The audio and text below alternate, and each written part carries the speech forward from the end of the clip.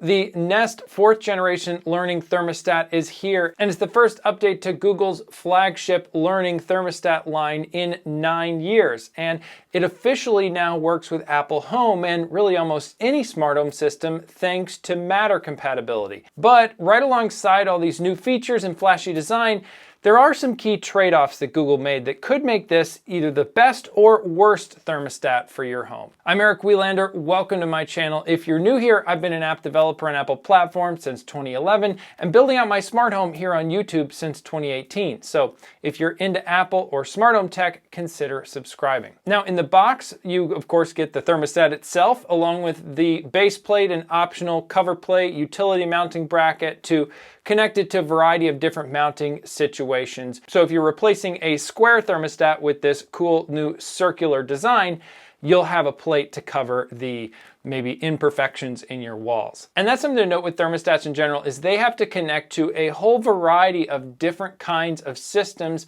and use cases depending on your specific home. And if you haven't installed a smart thermostat before, I think Nest and Ecobee both set the gold standard in their apps for walking users through the different potential wiring scenarios and how to deal with them. It's really not hard if you just follow the steps, and Nest has a great overview video on their YouTube channel going through the installation steps for this thermostat like all their other thermostats. Now, one key difference between Nest and a lot of other smart thermostats, which is still true with this 4th generation, is that it doesn't require a C wire or a common wire. This is a way that a lot of smart thermostats get power in order to run their smart features. And of course, Nest can use a common wire if you have one on your system. And once you have your thermostat wired up, following all the steps, you turn the circuit breaker back on to your furnace and air conditioning related stuff, then you can go ahead and set up the thermostat in the app, the Google Home app that just walk you through all those installation steps. But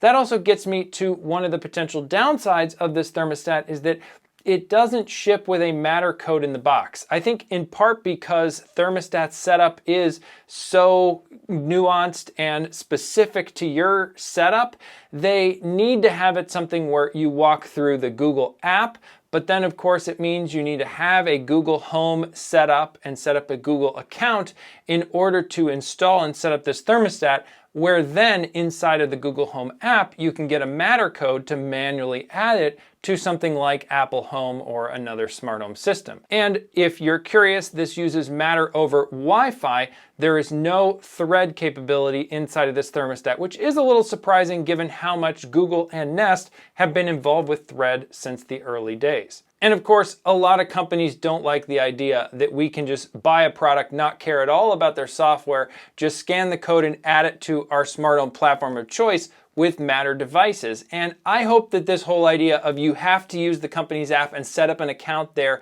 to even get a hold of the Matter code isn't some kind of growing trend that we see, and it's just something more specific to certain types of devices like thermostats. Now, on the other hand, it's not like this is some kind of a special Google API that they could just decide to turn off one day when they don't feel like maintaining it anymore. Matter is a smart home standard where with this thermostat supporting it, I think it would be a lot harder for Google to back out of that one day. So it is a nice thing that you can integrate with this thermostat over Matter and should be able to do so long into the future. And as you're finishing the setup process, the app will walk you through some details about how many smart settings or schedules you want. There are a whole bunch of options for this in the Google Home app, and I love how they can differentiate things like you can put it on a full auto mode where it's just trying to detect if you're home or not and adjusting the temperature accordingly based on your manual changes and learning from that, hence the learning thermostat name.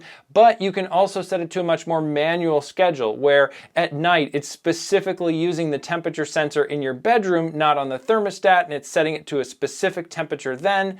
And you can also have some handy sort of preset scenes almost of temperatures and settings you prefer for things like sleep, comfort, as well as a custom setting that you can have, and an eco setting to save the most energy maybe when you're away from home. And you heard me right, there's a temperature sensor. So in the box, one thing I didn't mention up front in the video is that it comes with a temperature sensor.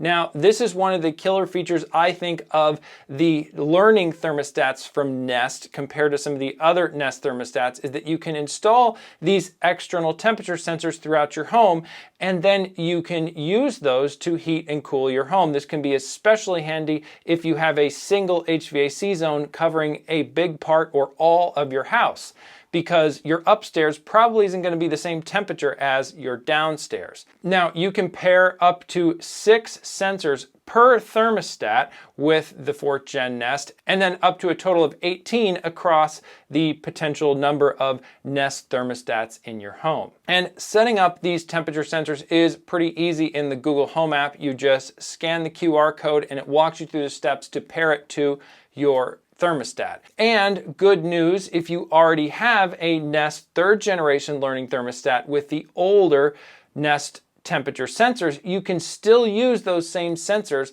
with the new thermostat.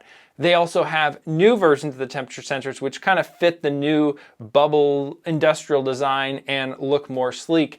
And another benefit is if you want to update to those, they also hang on the existing temperature sensor hooks. So nice compatibility moving from the old temperature sensors to the new ones. You don't have to, and it's pretty easy if and when you want to. Now, one downside of these sensors is that they talk to your thermostat over Bluetooth. Now, Bluetooth doesn't have the best reputation for being used in the smart home for different accessories to talk to each other. It's known to be unreliable, but that said, this is by far the most reliable Bluetooth connection I've ever seen, because all of my Nest temperature sensors, for years of using different Nest thermostats, have been rock solid. So it seems to work just fine. It is a little peculiar that with this big update to the thermostat, Google didn't move to using Thread in those sensors. And that's also another downside, is that these temperature sensors don't show up in another Matter smart home system like Apple Home. You're just going to see these sensors inside of the Google Home app and inside of your automation settings there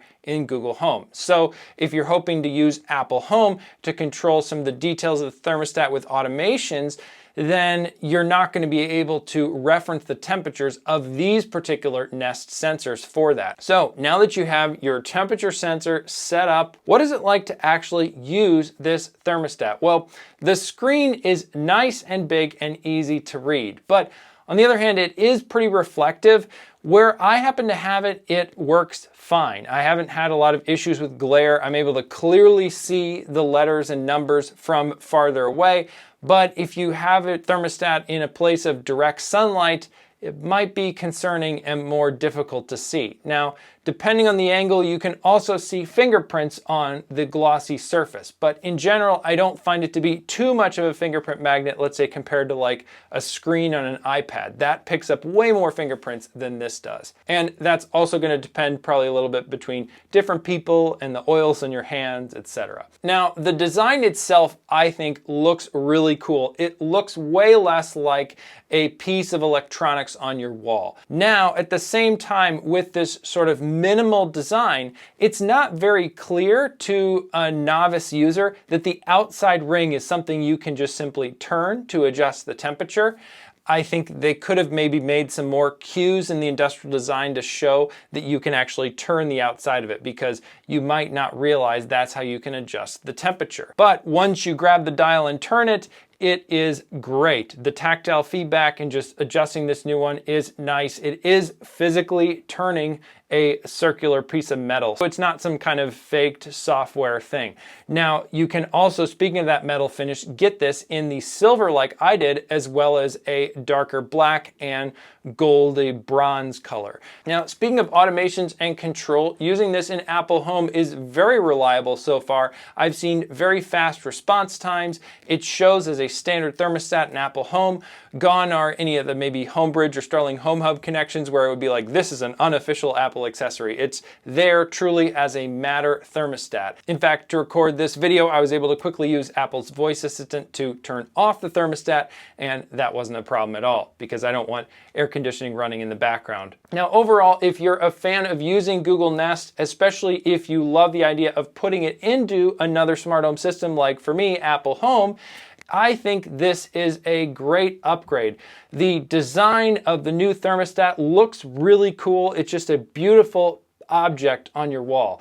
And there's clean UI on the screen. You're able to see clearly in big letters the temperature of the room as well as the temperature that it's set to for your setting and the time and the weather outside. Like, Nest really nails the UI, and that is continued with this update. But of course, if you're hoping to get all the elegance of Nest without having to use Google Home or have a Google account, then this is not for you. There's no Matter code in the box where you can just set this up with some other system right away. You need to be willing to use Google Home and a Google account in order to get it to work like you want. And I think it makes sense because there's still so much of thermostat automation that you're probably going to want to run inside there, even if you use other smart home systems that could also have automations talking to the thermostat too. Let me know what you think. Are you going to upgrade to this new Nest Learning Thermostat, or are you thinking of going another option? Love to hear in the comments below. Give this video a thumbs up if you liked it. Subscribe to the channel if you aren't already. Thanks again so much for watching, and I'll see you in the next video.